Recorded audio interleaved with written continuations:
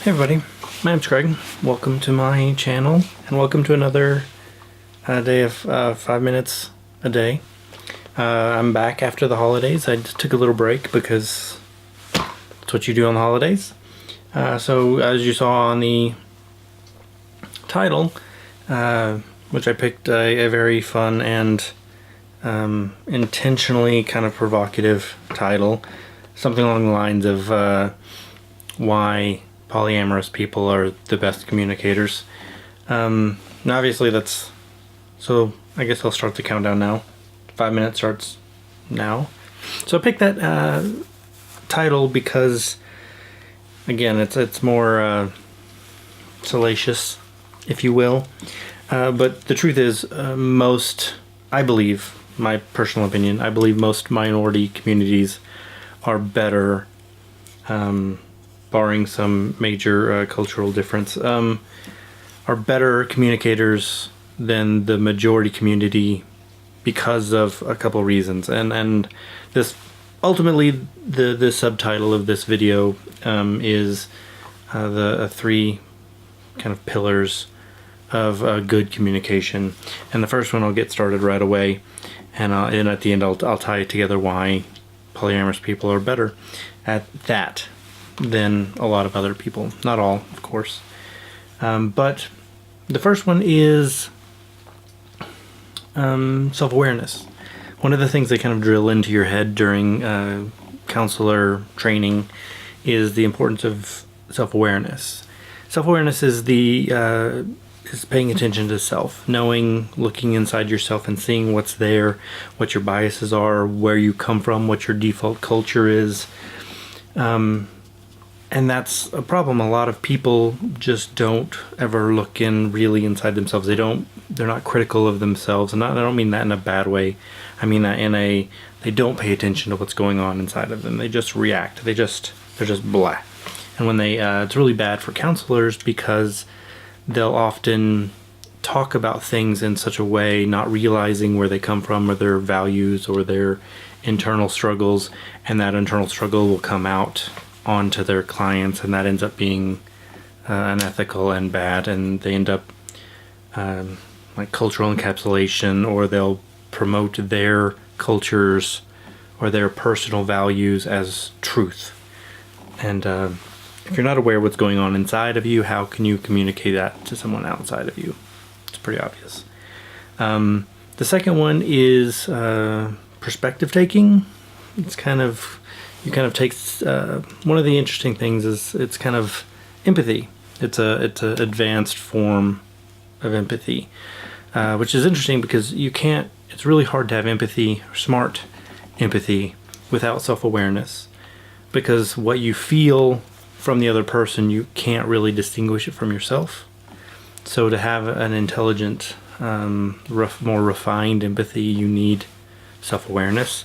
And then you take that into perspective taking, which is the idea of being able to see something from another person's perspective. This is incredibly valuable for communication because not everything that you say will come out, will be heard by the other person the same way you said it. And if you can't walk in another person's shoes, kind of try to understand or be aware of their culture. I mean, if you've watched any Star Trek show ever, they're always showing these different issues with communication and the problems if you don't understand the culture. I mean, there's a whole deal where Picard goes to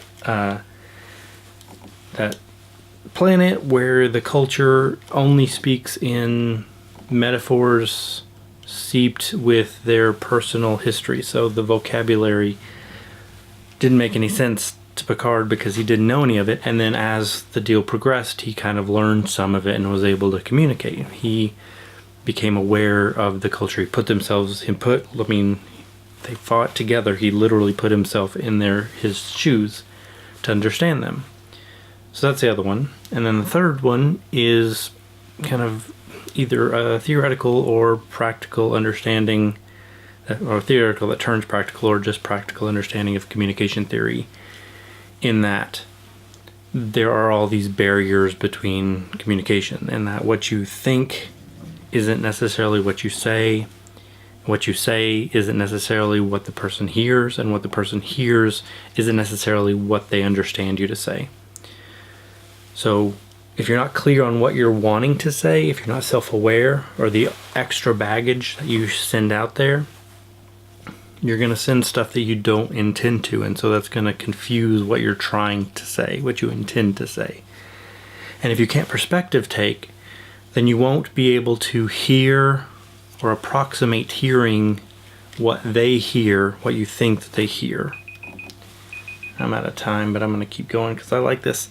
And so, yeah, without perspective taking, without knowing that there's those issues, then you won't feel the need to be self-aware. You'll just say what you think you say, and you'd say the kind of dumb Facebook meme that says, I said what I meant to say. It's your fault for not understanding, which is ridiculous. And so knowing what's going on inside of you, being able to take somebody else's perspective of something, and knowing that there are those boundaries, and being able to work on dealing with those boundaries. 3 pillars, in my opinion, 3 of pillars of communication. And the reason why minority community people, and I picked a certain particular sexual minority community because I have a friend who's in the polyamorous community, and she has said multiple times that the polyamorous people and bi people tend to be way better communicators than the cis straight people that and monogamous people that she's met and talked to and conversed with, and I would agree with her. And the reason why that is because in a minority community, as a minority inside of a bigger majority community, you're always being self-aware. You're constantly self-aware because you have to you have to like code switch is the term. You have to code switch to be in the majority community without being a big deal. And the people in the majority community, they don't have to do that. They don't have to be self-aware because they are the default. They're normal. They're the default. So, in a white majority community, when you see a white person, you just say, that's a person. When you see a black guy, that's a black guy. You don't have to add color when they're the default because that's the normal. And so when you're not the normal, you notice that you're not the normal, and so you have to process yourself a little differently to make sure that you fit in and don't upset the majority culture, because they typically have the power and they're the controllers of the status quo, and if you violate that, it'll be bad news for you. They're also good at perspective taking because they have to. They have to fit in, they have to take the perspective of the majority community or run the risk of being ostracized. And for the longest time, a lot of people in these minority communities, especially sexual minorities, they're told for a lot of their life that they're not what they kind of feel inside themselves to be, or what they end up finding out is them. And so they have to spend a lot more time on self-awareness to figure out who they really are with all this pressure on from the outside. And then also they have to perspective take to fit in, and often their perspective taking and code switching to speak the language of the majority is, they end up taking on different personas around the majority so as to not out themselves or put themselves in danger. A lot of people in the trans community are really worried about passing, not necessarily as male or female, but passing as cis. because it's dangerous, literally dangerous not to. And that's sad and awful. And we, as me included as a majority people, that's unacceptable. We have to fix that and make it safe for our fellow humans.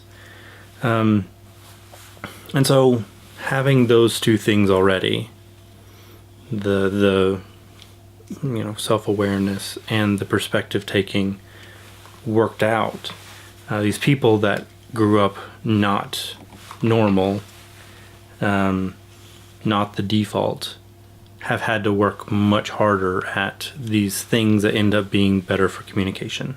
So they get into relationships and they're naturally better at it because they've practiced the things that the default people haven't had to. At least that's my take on it. I've rambled for a little longer than I meant to, but that's my take on it. That's what I think. My poly-A friend. The reason I say poly-A is because poly was originally Polynesian, and they kind of took it first. Anyway, so poly-A, more clear. Anyway, she'll see this video and maybe she'll like it. Maybe she'll tell me I'm dumb.